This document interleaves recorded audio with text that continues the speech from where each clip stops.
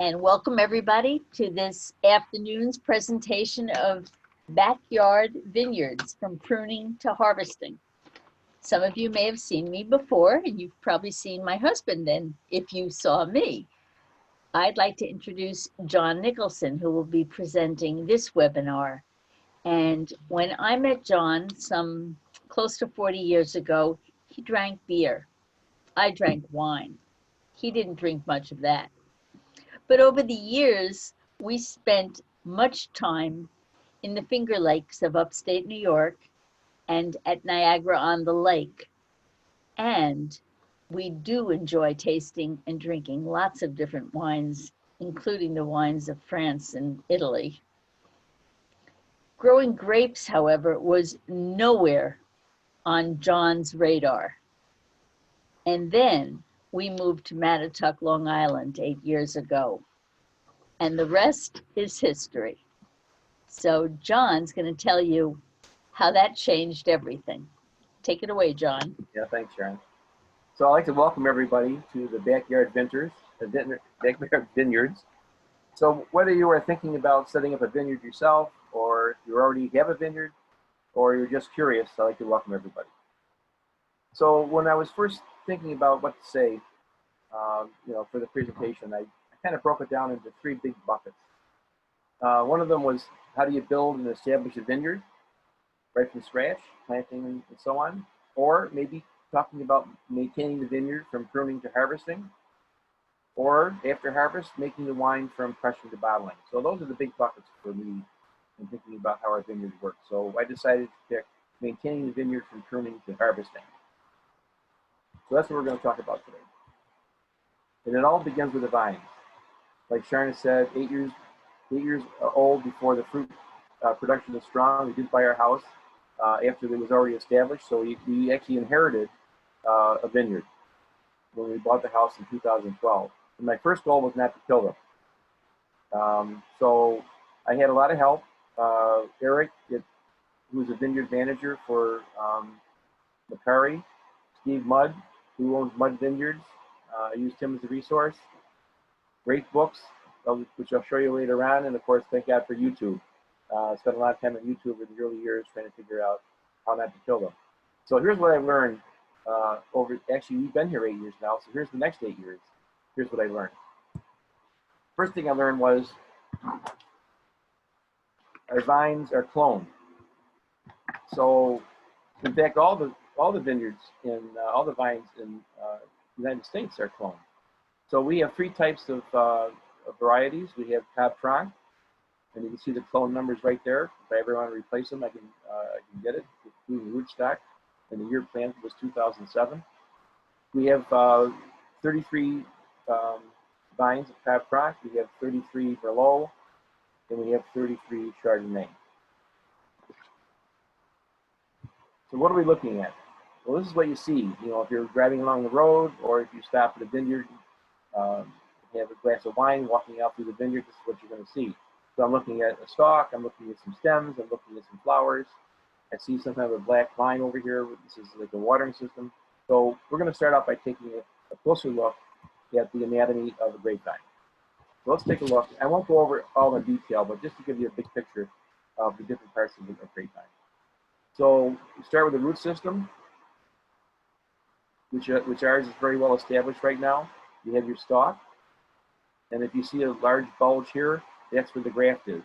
So next time you're out in the vineyard, take a look at the vines that are there and see if you can find that union, the graft. Stalk continues up, and we're going to go to the left with this cordon, which is a well-established part of the vine. And then over here is a new piece called the cane. So we'll be talking about caning versus cordons in a few seconds. Then you see your shoots. These are called shoots. And the leaves on there, your fruit clusters, and what we call the spur. That's going to be an important one to remember. So that's pretty much what the vine looks like. Here's what it looks like in the field. You can see your stalks here. This one's a double stalk. That doesn't get too often. You see your cordons and your spurs. And this is part of the stems that were actually pruned off that season. So when we go through pruning, we're cutting off the shoots, and that's what's left. Okay, these are the shoots. If you look close, you see buds on all these. This is the end of the season now before pruning, but they still produce the buds, and these are called dormant buds. And there's a lot of them. So one of the things you have to decide is where do I prune to? How many buds do I leave?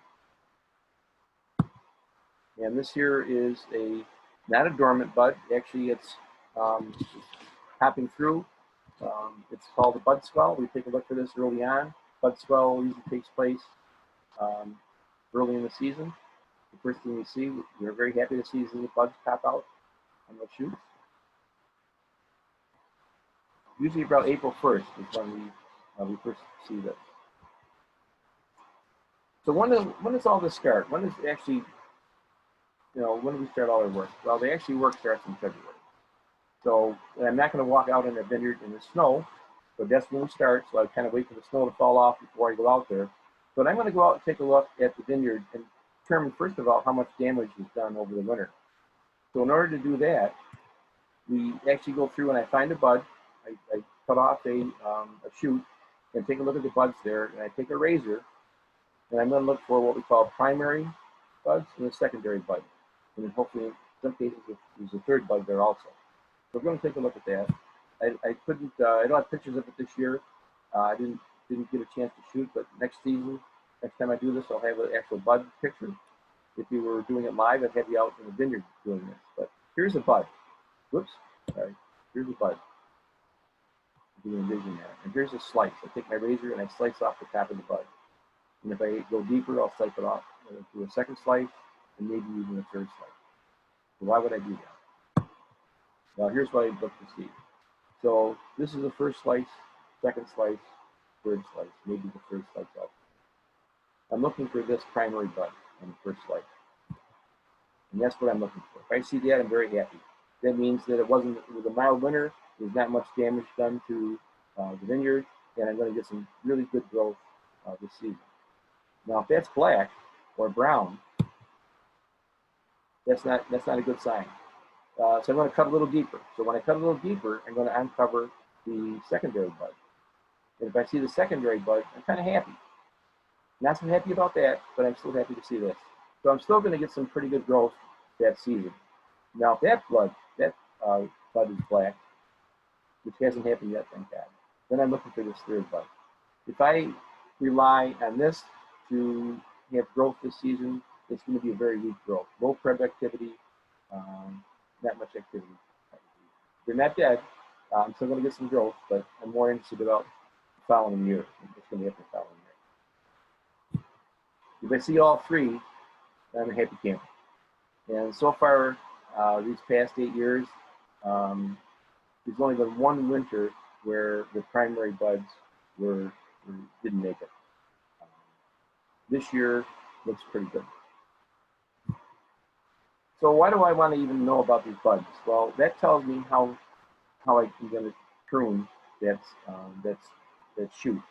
So if you look here closely, you see all the buds along here. And I'm going to be cutting pretty low to the bottom. And what I usually do is I leave 2 buds. If I know that the winter is not over yet, and late February and March is going to be a disaster, I may leave 3 buds. Because if they die, then I'm in big trouble. So I usually leave 2 buds, cut them back, and when they start growing, so I have 1 bud per shoot. So that helps me determine the slicing, the dissection, helps me determine where to make that cut. I'm also going to take a look at the vine itself, and I'm going to take a look at these cordones. Now, when I go through and harvest, I try to leave evidence of how many clusters I had on there. So if you take a look at this cordone here, there's a few shoots missing. So this is not producing as much as I would like to produce. This one's not too bad. But early in the season, I'm looking for these canes. This is growth. It comes a little bit lower on the stalk. This is brand new growth. There's new growth here. There's also new growth there. So I'm going to actually go through, and for this particular vine, since I've got 2 of them, I'm going to go through and what we do call caning, I'm going to cut off these two canes, and then I'm going to have left over these two. I'm going to cut off these two cordons, and I'm going to have these two canes left. And then I'm going to wrap these around and bend them in the spring. If I bend this one now, it's going to break off. So I usually wait till the spring to actually lay them down and tie them to the wire. Here's another example of some pruning. I already cut off this cordon. This cordon has to stay, even though maybe it's not producing much because there's nothing to replace it with. But I can replace this cordon with this cane by wrapping it around again in the spring. Here's an example of cordon pruning. So we got two good canes, and we got some good spurs and some good shoots here. So that happens early on, and this is what it looks like after we've gone through and pruned the whole vineyard. You can see we have some more snow, but you can see different types of pruning. It's not all the same. Ideally, some vineyards go through and do just cane pruning, so you would see all brand new growth throughout the vineyard. So next time you're driving along, we'll take a look and see what you see.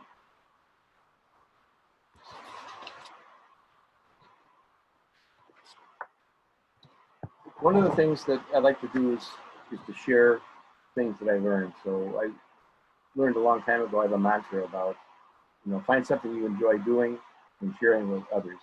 And that's exactly what we do for our vineyard. So we're constantly inviting people to join us, either for pruning or for harvesting or even for bottling.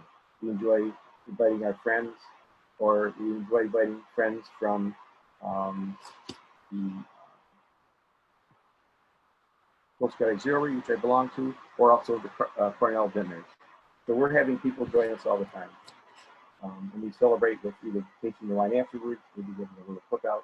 And if you're interested in doing this, let me know. We'd love to have you join us. And I do train everybody in terms of how to prune.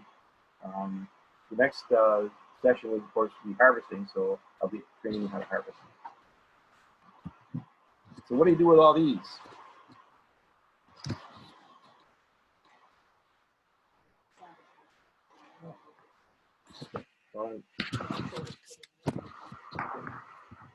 So what do we do with all these? Well, you can bundle them up, you can burn them, campfire, or some people have come over and asked us for the leftover shoots so they can actually make wreaths.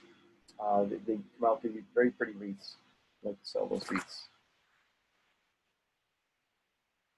So that's all over with. So now we're waiting in February till May to look for bud break. So when the new growth starts. So we're waiting and waiting and waiting. And sure enough, around May 1st, we get the next group of activity for the vineyard would be bud break, flowering, fruit set, and pea size. Let's take a look at bud break first. So bud break looks like this. This is when we're out there looking, we celebrate, we call each other and find out if their vineyard is had bud break already. And not every vineyard has bud break at the same time. Pretty close, within probably days of each other. But we're always taking a look to see when that's going to be. This year, the bud break was early. It was April 23rd.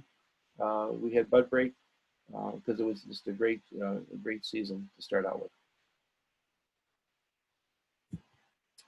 Next stage is flowering. So those little buds turn into little flowers. And you can see a bunch of them here. And I actually go through and I'm going to thin these out. So those that are growing from the bottom, I'm going to trim off.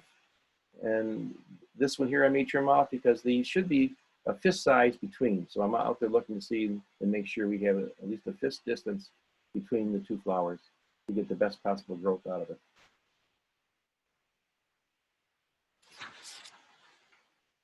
The next is fruit set. So if you take a close look here, you're going to take a look at what we all learned in I guess in high school, were the stamens, the anthers, and the filaments. All very important parts at this point, and they do have cross pollination. The bees don't pollinate them; it's all cross pollination. And as a result of the pollination, we're going to get some growth called little pea-sized grapes. So this is the pea size right here. This is the early stages of growth. So 1 year, there weren't many of them because the weather was, was harsh at that time. So if there's a lot of wind during this stage, a lot of rain, that's going to produce or affect the number of little pea-sized grapes that you have.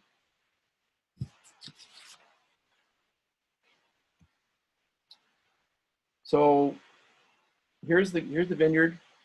Later on, you can see the grapes growing amongst the leaves. So we're constantly monitoring at this point. And there are some different things we want to take a look at and we're waiting for. One of the things we're waiting for is veraison. So right now the grapes are green, or they go from dark green to light green, and we go through veraison. And what happens here is these grapes ripen, and they change color. So they go from green to reds to blues or purples. So what's happening here is this grape berry is softening up. There's going to be a sugar content, and it'll become sweet, and that's what we'd like to see. So the birds. That's why you see the netting around here, because at this stage we need to be considered need to consider preventing birds and other animals from eating up all my grapes. This is the Chardonnay and Merlot. The first one to turn into veraison, of course, is the Chardonnay always. And if you take a look at these beautiful little grapes, they're almost transparent. They're a golden color. If you look close, you might even see a grape seed inside of it, and those seeds will turn dark. So that's one way of telling whether it's ready or not is the color, and if you can see the seeds. Once the seeds turn dark, it's a good indication it's time for harvesting.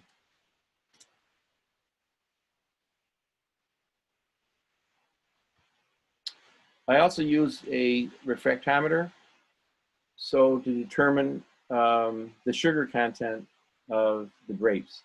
It's called, the number I'm looking for is a Brix number, and the Brix number tells me how much alcohol I'm going to have and how much sugar content is in that grape. So I'm going to go out to the vineyard, I'm going to pick a few grapes, I'm going to crush them, and I'm going to put a drip or two. You can see it or not, there's a drip on here. This plastic piece folds over, and I'm going to take a look inside it, and inside there's a little chart in there, and it's going to tell me the Brix number on here. So the higher the Brix number, the more sugar, the higher the content, alcohol content in your wine. So we're looking for a Brix for around 19 or 20, which will give me about 11% alcohol content in the wine. It's nice to use technology, but I also like to go out and taste the grapes. So what I'm trying to do is to change my palate so that I can determine how ripe the grapes are. So I go out and I test a few grapes, taste them, then I'll squeeze a few for the Brix amount, and then take a guess, how high it is, and train myself to match the taste with the Brix number. I'm getting pretty close. And then when I get a Brix number that's high enough, I'm going to go ahead and start harvesting the grapes. Unless there's a threat of heavy rain. I mean, the weather does affect this. If I have a low Brix number, like I did last season, and there was a threat of a week of rain, I'm going to harvest them early. Because what will happen is the Brix number will decrease. There'll be more water in the grapes than sugar. And some of the grapes even actually split.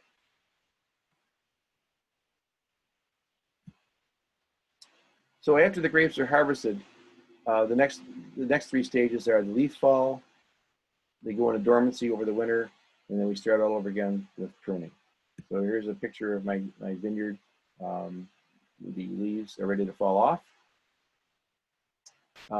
This is a good time also to check the soil.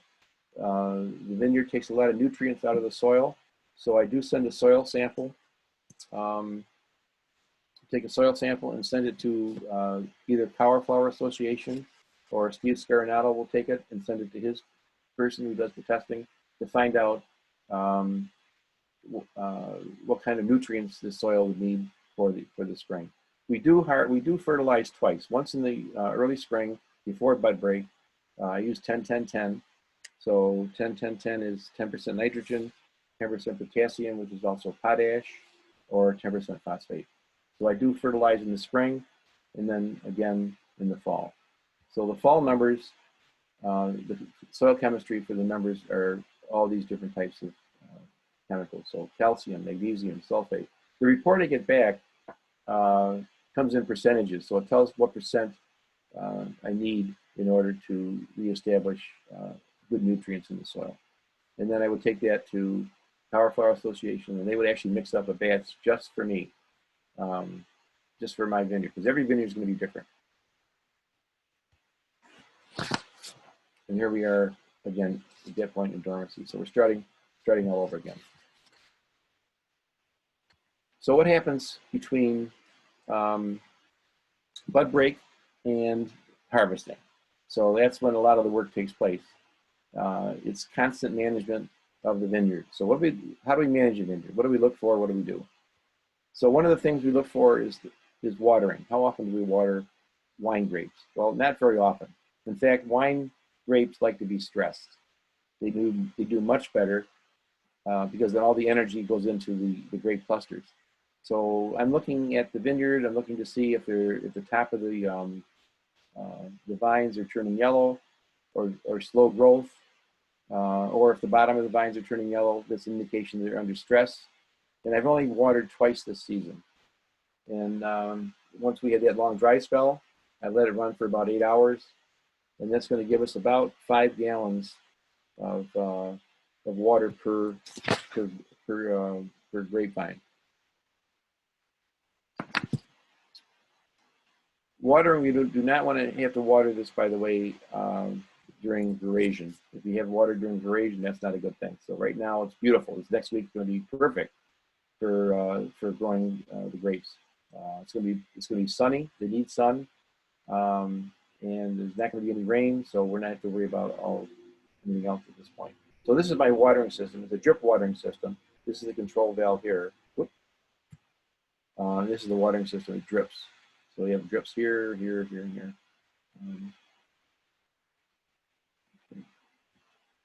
What else do we have to look out for in a vineyard? Well, animals. So deer, of course, they love grapes. We've been lucky with our vineyard. We have had no damage done by deer in our vineyard at all at this point. We're well surrounded with fencing and lighting, and it pretty much keeps them out. Then we have our friend Woody the woodchuck. He was back again this year. He loves our grapes. He wants to try to get in there along with the possums and along with the raccoons. So they do damage. They even with the netting up, they still get inside and open it up. And I'll show you evidence of that in a few minutes. So I went out and bought have a heart trap, and I removed them from my property and find them a new home. So I'll say on that. There's also damage due to fungus among us. Great pictures of that. Hopefully I won't see that anymore. This is evidence of downy mildew. There's also powdery mildew, which shows up on the grapes themselves. Not a good thing. I tried the first few years. I tried doing spraying with organic spraying. I lost all my leaves. I lost all the Chardonnay. We had no Chardonnay that year, and we lost about 80% of our Merlot and Cab Franc. And I think between the two of them, I think we ended up with probably about 5 bottles of wine at that point. So we learned our lesson, hired Steven Scarinato, who does the spraying for us, and we've had great success so far. This is also a good picture of our netting. You also have grape rot. So this is what one of them looks like. It shrinks up and falls off. Now I go through and pick these off, by the way. Now you don't get that in every vineyard. If you got 1,000 acres, you're not going to go through and pick these off. They end up probably being crushed with everything else. So that does change the flavor, I guess, a little bit. Here's evidence of some damage done by birds. So this is starting to rot. So what do we get with rot? We get these things. These are fruit flies. We get some bees. I think that might be a bee there. I got a better picture of that. But they also continue damage with big clusters. There's also a leaf hopper. The leaf hopper is a green, little tiny green bug that bites its way into this one, eats its way through this one, eats its way through that one, just makes a whole roundabout. We had that one year. That was a mess. Here's some other evidence of some damage. You can see this one here has been eaten already. It's gone. There's a bee. Just loves that fruit, loves that sugar. And some more damage. So now I will go out, regularly and pull these off. And I'll show you the tool I use. But I don't want that to stay on there because it draws other bugs and ants and everything else and birds, which will continue the problem. So I actually go through and pull those off on a regular basis. So you won't have any damaged fruit in my wine. Well, you also have problems with the watering system. There's a constant repair. I just replaced this one yesterday. It broke. It was leaking, as you can see here, so I had to replace it. So there's that kind of management. Another type is replacing I haven't ever had to replace the poles, but I've had to replace the support systems. So I've had to replace these wires here. I've had to replace the black wires which support the chutes, and on a pretty much regular basis. These I hit with a lawnmower, or they rust out, and these I actually cut with my shears when I'm pruning. I'm the problem on that one, not the birds. And I also hedge. So if you take a look at the tops here, these tops have to come off. Why? Well, for one thing, they take away the energy from where I want all the energy to go, which is right here in these clusters. So I have to go through and prune those off. So I'll prune those off on a regular basis also. I think I've pruned twice so far this season. And that's what's left. They'll be used when I'm finished with it. So canopy, that's all part of canopy management. So this canopy here is way too many leaves. This was early on when I was first learning, but we want to thin these leaves out. We also want to remove what we call laterals. Laterals grow off the shoot and they grow parallel to the lines and they take away energy. So I go through and prune those out. It's called leaf thinning and lateral thinning. So a lot of leaves here, as you can see around the clusters, this all has to be removed. So we need to remove all these leaves, and the purpose of that is to expose these to sunlight. So these will ripen better if they're exposed to sunlight. I want as much sun on these as possible. So here we are at different stages of veraison. This is about 50% veraison right here. This is when we start netting them. So when I see this in the vineyard, I'm going to start putting these nets right on there. And we have netting. This is an example of our netting that we use. It comes in large spools. I actually hand built using sawhorses and an old broom pole to make this roll around, and we roll it out, put it over the top, tie it on the bottom. So that's a big process, and then patch up any holes from last year. So we also need to tie them around the base. So we make sure this is tied off, otherwise the animals can crawl it right up in there. Make it tight around the stalks. Now what is this? You probably know those are bungee cords, right? So what in the heck are these bungee cords doing in my vineyard? It looks like a spider web actually going to get done with it. But what I found out was even with the netting up there, the birds, you can go back here a second, poke their little beaks through this netting and have a feast.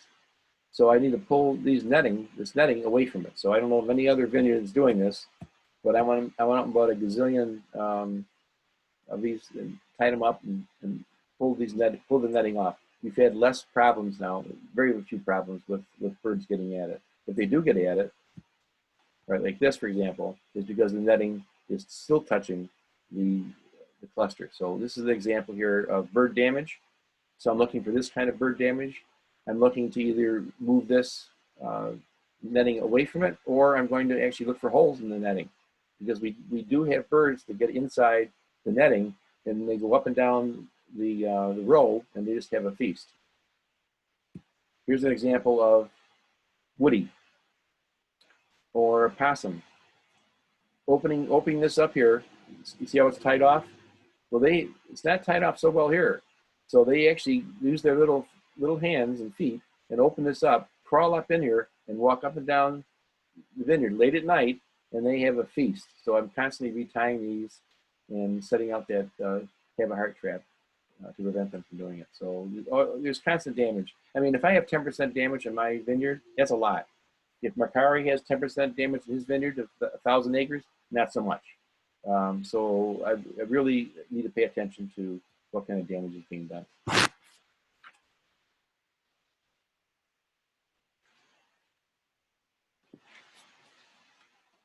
So I'm out there, as I mentioned before, pretty consistently looking up and down the vineyard.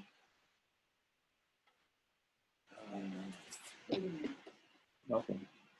Looking up and down the vineyard for any kind of damage or any kind of trimming I may need to do or pruning I may need to do.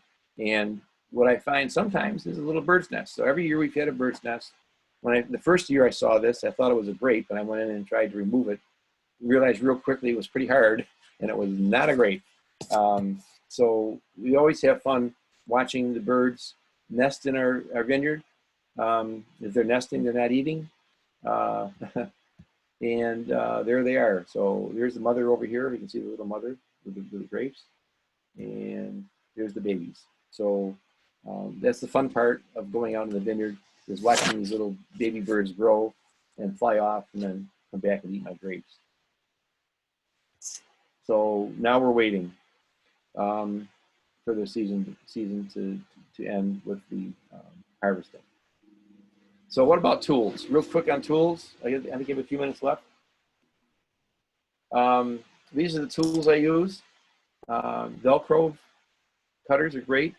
You see two different kinds here. One Velcro, the larger one, is for cutting cordons and stems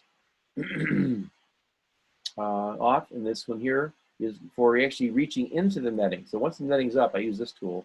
I keep this closed, reach into the netting, and I can trim off the grapes, or I can trim off stems or the laterals, or whatever else I need to do. And of course, these are the tie downs for the netting. Another tool I use, or I made, this is a pole, and at the end of the pole, you see something you'd use to clean your cooker off with. And this is a great tool to use to get rid of these, which are called suckers. So you're constantly removing these on the bottom of the grapes. They take a lot of energy away from the grapes themselves, so I'm constantly removing those. And then these are some other tools to manage the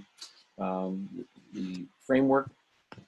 This is your black wire to hold up the shoots, which I've cut with my shears. This is heavier wire to hold up those posts, which I run over with my lawnmower. And then these are tightening tools to make sure these are tight and secure. So here's the two books I was talking about earlier as far as support resources.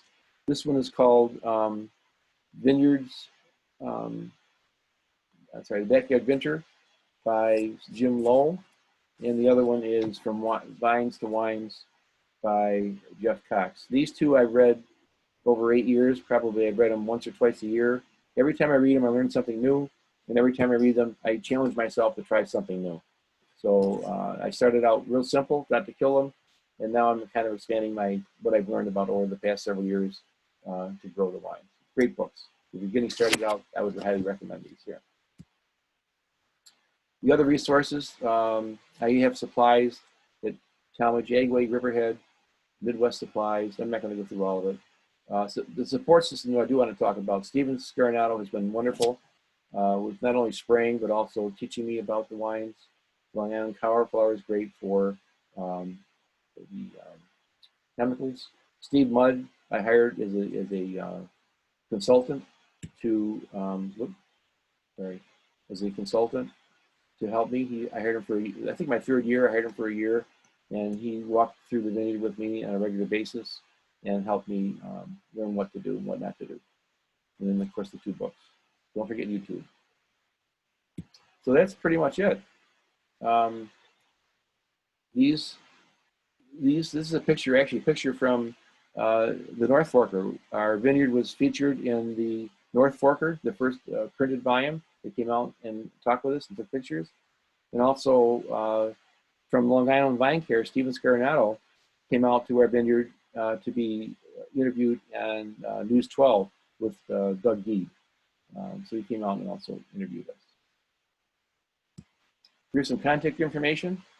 You can contact me at captainj46@optimum.net. If you have any more questions after today's session, or if you're interested in starting a vineyard, or if you just want to get together for a glass of wine and talk about how your vineyard's going. So, thank you very much. This was fun. I enjoyed this. I hope you did. Thank you, John. I'll open it up for questions if anyone has any. So far, no one's typed any questions in, but I can open it up for questions. And if anyone has some, we'll ask John to give us a little bit more information.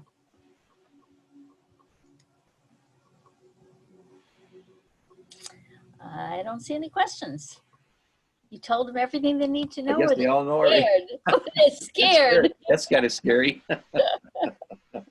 Okay, that's easy. There's a lot to learn, but it's fascinating. And for those of you who are looking at all these photographs, I want to say that we have been photographing every stage of the process because it's been such a learning experience for us. And John tells me what to do and I help, but he's really the vintner and he's the one who's got the mathematics and the science behind it really mastered. So I appreciate all of his help. Okay, we have some questions. Denise says, I have grapes growing in my yard. How can I find out what they are? I would take them to Long Island Cover Flower. They would be able to identify the types of grapes. I mean, you can always, you know, I know that app you have, but for flower, they don't think they have an app for grapes to tell you what they are. But, I don't think so. It would be one source. Cauliflower might be able to, if not Cornell Cooperative Extension will also take a look and they may know. They have a viticulture department with Alice Wise. And if you can send them a photograph, she might be able to identify them. Rima asked me, what's my favorite grape? I think the Chardonnay probably is my favorite. That's been our best product so far. Merlot is excellent. So is the Cab Franc, but Merlot, I mean, the Chardonnay is the best. Chardonnay is our biggest challenge, Yeah. but it is really special. It's worth the work. Any other questions? Okay, great. Okay. Well, again, John, thank you very much. And in closing, I just want to remind those of you who haven't been on Foodie Tours webinars yet that we do offer these webinars and they will be online for the rest of the year. I don't know that the recordings will go online today, but they will be online. So if you want to watch back or if you've decided that it's time to start taking care of vineyards on your own, please do so. And as you know, there's no charge for logging on to any of the webinars because the Foodie Tour this year is free, but we do this is our one fundraiser of the year. So if you listen to a few webinars, you find them valuable and you feel able to make a donation, we would love it. And we hope that you will consider looking at some of the other webinars if you didn't see some today on another day. So thank you for calling in. Thank you for joining us and cheers. Bye-bye. Oh, wait, one more question? Nope. No. That's it. Okay. Have a great afternoon. Thanks, everyone. Bye-bye.